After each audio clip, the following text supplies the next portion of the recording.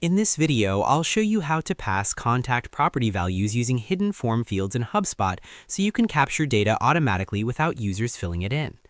To do that, first head over right here into your marketing and then locate the option for forms. So let's click on this right here. Once you have it, open the form that you want to edit. Let's head over and edit this one. Now, once you have your form open, next thing you need to do is add the property that you want to pass. So for this case, head over and then add a property by either clicking onto the plus icon or clicking onto this in order to add a step, and also click on this plus icon in order to add a field for this case. So for this, let's head over and add a contact property.